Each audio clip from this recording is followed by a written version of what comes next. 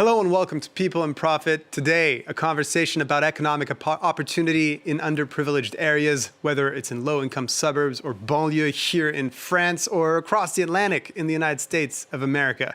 This, as Paris is hosting this week the Forum économique des banlieues, a meeting where over 1,600 of France's most disadvantaged municipalities are showcasing their talents in order to attract investment and promote economic growth. Well, sharing his insights with us is John Hope Bryant, an entrepreneur and the CEO of Operation Hope, a U.S. nonprofit that works to promote financial literacy and economic empowerment to young people and adults. He spent decades advocating on behalf of America's poorest citizens and making sure they know how to get their slice of the American dream. Thank you so much for being with us. My pleasure. Let's start with the obvious, financial literacy. What does it mean exactly? What's the most common misconception about money that you've heard, witnessed in all your years teaching, mentoring young people about finances? Financial literacy is the civil rights issue of this generation globally. It's as important as, let's say, the right to vote was in the 20th century. And there's a couple misconceptions. One is that people confuse making money with building wealth. So you make money during the day, but you build wealth in your sleep. It's a compounding effect. It's ownership, basically. Stocks, the market, home ownership, small business ownership, entrepreneurship. Number two, there's a perception and a presumption that everybody already understands money and how it works. And that is a huge miss. It was a huge miss here in the United States, and it is the biggest economy in the world, $30 trillion, this economy, US. And we believe that it's 3 to 6% of unlock of GDP every year, 3 to 6%, locked in what we call the inner cities. What you call the suburbs, underserved communities. But these individuals were never taught the basics of how the economy works. And the economy, yours and mine, is substantially dependent upon a consumer economy. In the US, it's 70%. 70% of the $30 trillion is consumer spending, a little known fact. It's not big business. And so if we're having now what's called a K-shaped economy here, where the top of the market is doing extraordinarily well, including myself. The bottom of the market is struggling with too much money at the end of their money. And there's a perception that the bottom of the market is just simply a liability. And that is a mistaken assumption. So financial literacy and getting people to take control of their own economic plight, their own economic opportunity, and give them the tools to compete and contribute to a market economy. One example about sort of the impact of financial literacy that I was reading about earlier is the number of people who managed to lock in lower mortgage rates during the COVID pandemic when those rates went really low. And it turns out the people who most took advantage of this were people from middle or higher income families, that the people with less financial literacy from lower income households did not seize that opportunity. So that's a great example of the opportunities that are missed without financial literacy. There's something else that you advocate when you talk to people via Operation Hope, and that's emphasizing, as you mentioned already, building a business as opposed to looking for a well-paying job. Can you tell us more about why you promote this particular avenue? Because building a business does not require a pedigree of a family or a bloodline, or it doesn't require you going to the right schools per se. You're meeting a market need. And we think that in always entrepreneurship, where there's a company called Shopify, which, French Canadian inspired, they're out of Canada. Toby Luckey is the founder.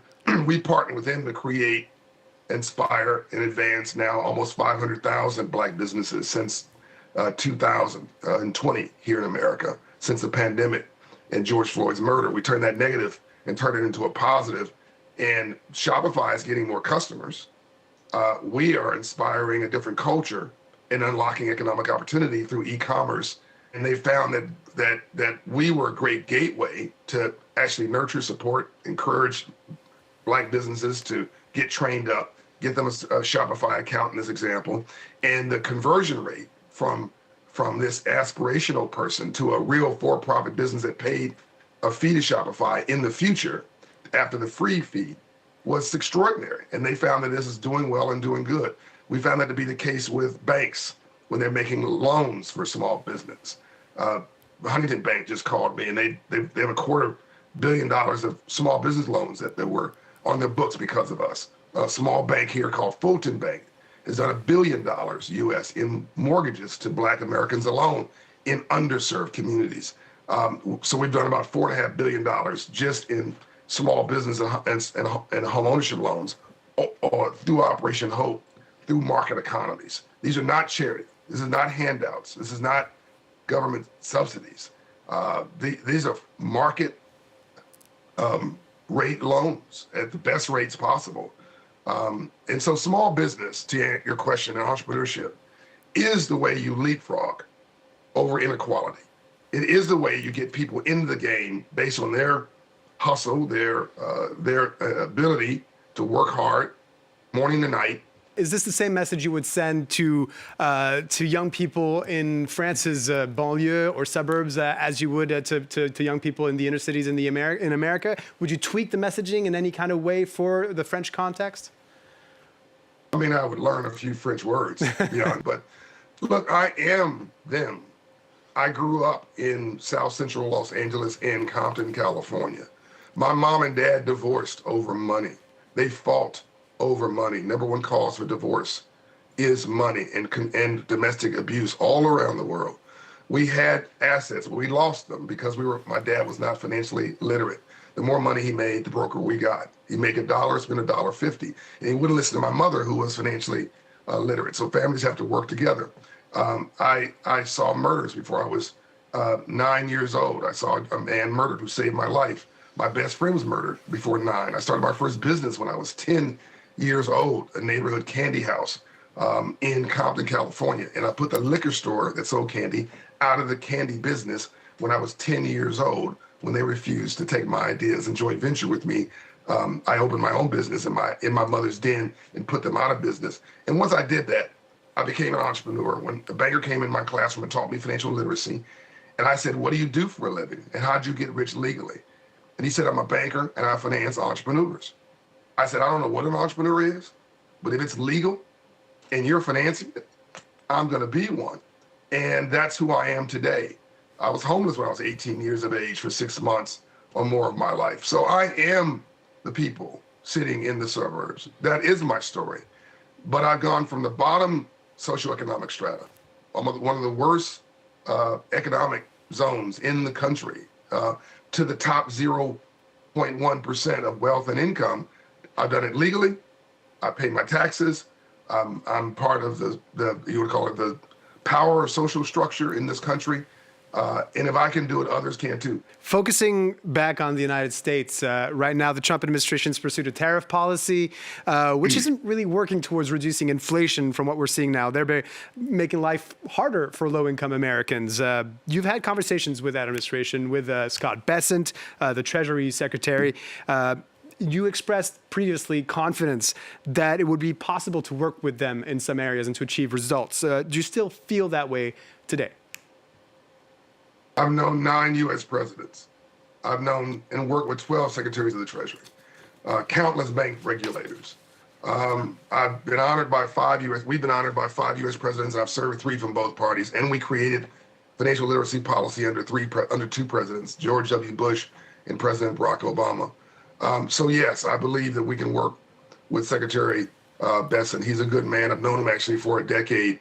He is they are in a first year, very political environment where they tried something as a strategy that they think is going to work. I think that the first year of a presidency is very different from the second year, particularly when the second year is midterm elections. I think you're going to see some gradation. I think you're going to see some transformations and changes as they go into, this is just my opinion, they go into 2026. When they are in more of a spirit of collaboration and cooperation, versus being very focused on just 100% of what they want to do, that's when I think I can be most useful to Secretary Bessent, when we can work together. He is a very big advocate on financial literacy. I tend to focus on what we agree on versus what we don't agree on. There are things we clearly don't agree on, me and the administration. But Secretary Bessent and I agree 100% on financial literacy is part of the economy. Everything I told you on this broadcast, Secretary Bessent would echo. I just think that it was politically not very palatable in early 2025 for some people to see Secretary Bessent and I so chummy and working together and making progress. Some people did not like that. Look, we like math. It doesn't have an opinion. The reality is the more you have in the economy, the more people who are financially literate, the more people who can contribute. The lower your subsidy, the lower your reliance on the government, the lower your crime, the lower your depression, the higher your hope, the higher the GDP, all boats rise. And the economy benefits and democracies and societies grow. It's common sense. And he and I have agreement on that, and we'll plan on working together, believe, next year. John Hope Bryant, you are the CEO of Operation Hope. You are also an entrepreneur with decades of experience. We're running a multi-million-dollar businesses. Thank you so much for sharing your insights with us on People and Profit.